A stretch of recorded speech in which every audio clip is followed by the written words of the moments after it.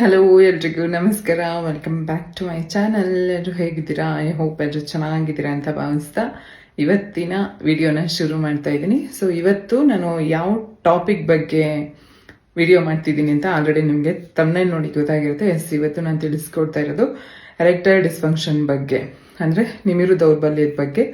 ನಾನು ಶಿಶ್ನದ ನಿಮಿರು ದೌರ್ಬಲ್ಯದ ಬಗ್ಗೆ ಇವತ್ತು ನಾನು ತಿಳಿಸ್ಕೊಡ್ತಾ ಇದ್ದೀನಿ. ಸೊ ಇದು ಯಾವ ಕಾರಣಕ್ಕಾಗುತ್ತೆ ಮತ್ತೆ ಇದಕ್ಕೆ ಟ್ರೀಟ್ಮೆಂಟ್ ಇದೆಯಾ ಇಲ್ವಾ ಅನ್ನೋದ್ರ ಬಗ್ಗೆ ನಾನು ನಿಮಗೆ ಎಕ್ಸ್ಪ್ಲೈನ್ ಮಾಡ್ತೀನಿ, ಓಕೆನಾ? ಸೊ ಇನ್ನು ಯಾರಾದರೂ ನನ್ನ ಚಾನಲ್ನ ಸಬ್ಸ್ಕ್ರೈಬ್ ಮಾಡದೆ ನೋಡ್ತಾ ಇದ್ರೆ ದಯವಿಟ್ಟು ಈಗಲೇ ಸಬ್ಸ್ಕ್ರೈಬ್ ಮಾಡಿಕೊಂಡು ಪೂರ್ತಿ ವಿಡಿಯೋನ ಸ್ಕಿಪ್ ಮಾಡದೆ ನೋಡಿ. ಅರ್ಧಂಬರ್ಧ ವಿಡಿಯೋನ ನೋಡ್ಬಿಟ್ಟು ದಯವಿಟ್ಟು ಕಾಮೆಂಟ್ ಎಲ್ಲ ಮಾಡೋದಕ್ಕೆ ಹೋಗಬೇಡಿ, ಓಕೆನಾ?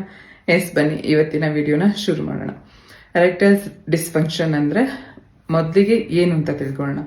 ಎರೆಕ್ಟೈಲ್ ಡಿಸ್ಫಂಕ್ಷನ್ ಅಂದರೆ ಯಾವಾಗ ಒಬ್ಬ ಮೇಲ್ ಸೆಕ್ಷುಯಲಿ ಅರೌಸ್ ಆಗ್ತಾನೆ, ಸೊ ಅಂಥ ಟೈಮಲ್ಲಿ ಅವನ ಪೆನಿಸ್ ಎರೆಕ್ಟ್ ಆಗಲಿಲ್ಲ ಅಂದರೆ ಸೊ ಅದನ್ನು ಎರೆಕ್ಟೈಲ್ ಡಿಸ್ಫಂಕ್ಷನ್ ಅಂತಾರೆ.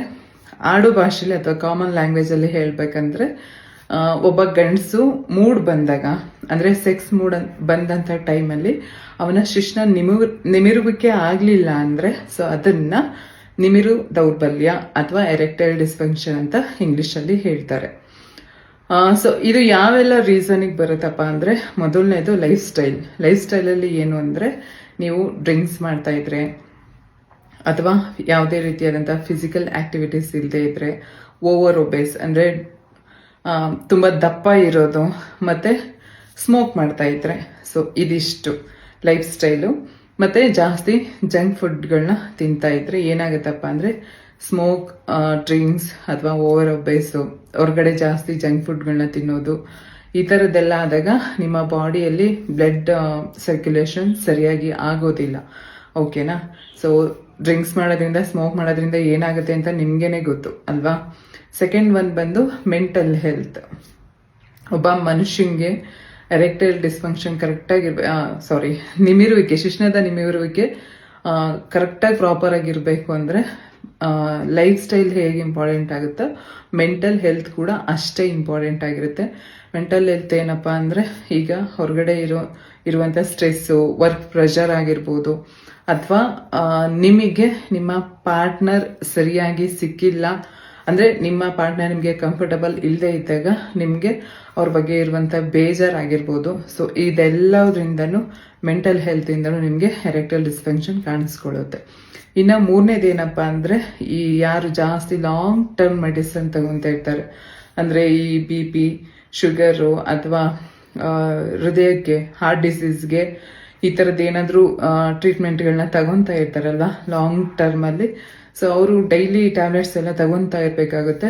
ಸಮ್ಹೌ ಅವ್ರಿಗೆ ಇದ್ರದ್ದು ಸೈಡ್ ಎಫೆಕ್ಟ್ ಆಗಿನೂ ಕೂಡ ಅವ್ರಿಗೆ ಎರೆಕ್ಟೈಲ್ ಡಿಸ್ಫಂಕ್ಷನ್ ಕಾಣಿಸ್ಕೊಳ್ಳೋಂಥ ಚಾನ್ಸಸ್ ಇರುತ್ತೆ. ಸೊ ಇದನ್ನ ಕೆಲವೊಬ್ರು ಹೇಳ್ಕೊಳ್ಳೋದಕ್ಕೆ ನಾಚಿಕೆ ಪಡ್ತಾರೆ, ಆಯ್ತಾ, ನನಗೆ ಈ ಥರ ಆಗ್ತಿದೆ ಅಂತ. ಆದರೆ ಇದು ಯಾವಾಗ ಆಗುತ್ತೆ ಒಬ್ಬ ಪುರುಷನಲ್ಲಿ ಅಂದರೆ, ಒಂದು 40ರಿಂದ 45 ಆದಮೇಲೆ. ಸೊ ಅಂಥ ಟೈಮಲ್ಲಿ, ಅಥವಾ ಯಾವಾಗ ಒಬ್ಬ ಪುರುಷನ ಬಾಡಿಯಲ್ಲಿ ಟೆಸ್ಟೋಸ್ಟೆರೋನ್ ಹಾರ್ಮೋನ್ ಕಮ್ಮಿ ಆಗುತ್ತೆ, ಸೊ ಅಂಥ ಟೈಮಲ್ಲಿ ನ್ಯಾಚುರಲ್ ಆಗಿ ಎರೆಕ್ಟೈಲ್ ಡಿಸ್ಫಂಕ್ಷನ್ ಕಾಣಿಸ್ಕೊಳ್ಳುತ್ತೆ.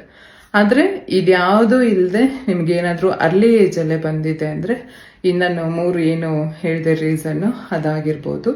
ಇಲ್ಲ ನಿಮಗೆ ಗೊತ್ತಿಲ್ಲದೆ ಯಾವಾಗಲೂ ನಿಮ್ಮ ಪೆನಿಸ್ ಜಾಗಕ್ಕೆ, ಆ ಏರಿಯಾದಲ್ಲಿ ಏನಾದರೂ ಏಟ್ ಬಿದ್ದು ಡ್ಯಾಮೇಜ್ ಆಗಿರುವಂಥದ್ದು, ಸೊ ಈ ಥರದ್ದೆಲ್ಲದನ್ನು ರೀಸನ್ ಆಗಿರುತ್ತೆ.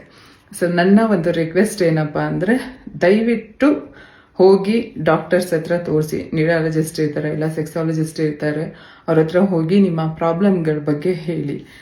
ಎಷ್ಟೊಂದು ಜನ ಡಾಕ್ಟರ್ ಹತ್ರಕ್ಕೆ ಹೋಗಿ ಹೇಳ್ಕೊಳ್ಳೋದು ಹೆಂಗೆ ಅಂತ ಸುಮಾರು ಜನ ನಾನು ನೋಡಿದ್ದೀನಿ. ನನಗೆ ಮೇಲ್ ಮಾಡೋರೆಲ್ಲ ಇರ್ತಾರಲ್ವ, ಮೇಲ್ ಮಾಡ್ತಾರಲ್ಲ, ಸೊ ಅವರು ಹೇಳ್ತಾರೆ ಡಾಕ್ಟರ್ ಹತ್ರ ಹೋಗಿ ಹೇಳೋದಕ್ಕೂ ನಾಚಿಕೆ ಆಗುತ್ತೆ ಅಂತ. ದಯವಿಟ್ಟು ಆ ಥರ ಎಲ್ಲ ಮಾಡೋದಕ್ಕೆ ಹೋಗಬೇಡಿ, ಓಕೆನಾ? ಡಾಕ್ಟರ್ ಅಂದರೆ ದೇವ್ರ ರೀತಿ. ಸೊ ಅದಕ್ಕೋಸ್ಕರ ಅವ್ರ ಹತ್ರ ಹೋಗಿ ಇದಕ್ಕೆ 100% ಟ್ರೀಟ್ಮೆಂಟ್ ಇದೆ, ಓಕೆನಾ? ನೀವು ಅದನ್ನು ಬಿಟ್ಬಿಟ್ಟು ಯಾರೋ ನಾಟಿ ಔಷಧಿ ಕೊಡ್ತಾರೆ ಅದೆಲ್ಲ ದಯವಿಟ್ಟು ಮಾಡೋದಕ್ಕೆ ಹೋಗಬೇಡಿ. ಸೊ ಈ ರೀತಿ ನಿಮ್ಗೇನಾದರೂ ಅದು ಸ್ಟ್ರಾಂಗ್ ಪ್ರಾಬ್ಲಮ್ ಆಗಿ ನಿಮ್ಮನ್ನ ಕಾಡ್ತಾ ಇದೆ ಅಂದರೆ ದಯವಿಟ್ಟು ಡಾಕ್ಟರ್ನ ಕನ್ಸಲ್ಟ್ ಮಾಡಿ. ಇಲ್ಲ ಅಂದರೆ ಇದು ನಿಮ್ಮ ಪಾರ್ಟ್ನರ್ ಅಂದರೆ ನಿಮ್ಮ ಲೈಫ್ ಮೇಲೆ ಎಫೆಕ್ಟ್ ಆಗುತ್ತೆ. ಏನಕ್ಕೆ ಅಂದರೆ ಹೌದು, sex is A part of life. So ಹಾಗಾಗಿ ದಯವಿಟ್ಟು ನೆಗ್ಲೆಕ್ಟ್ ಮಾಡದೆ ಡಾಕ್ಟರ್ ಹತ್ರ ಹೋಗಿ ನಿಮ್ಮ ಪ್ರಾಬ್ಲಮ್ ಏನಿದೆ ಸೊ ಅದನ್ನು ಡಿಸ್ಕಸ್ ಮಾಡಿ ಅದಕ್ಕೆ ಟ್ರೀಟ್ಮೆಂಟ್ ತಗೊಳ್ಳಿ. ಸೊ ಇದಾಗಿತ್ತು ಇವತ್ತಿನ ವಿಡಿಯೋ. ನಿಮ್ಮೆಲ್ರಿಗೂ ಇಷ್ಟ ಆಯಿತು ಅನ್ಕೋತೀನಿ. ವಿಡಿಯೋ ಇಷ್ಟ ಆಗಿದ್ರೆ ಲೈಕ್, ಶೇರ್, ಸಬ್ಸ್ಕ್ರೈಬ್ ಮಾಡೋದನ್ನ ಮರಿಬೇಡಿ. Thank you so much.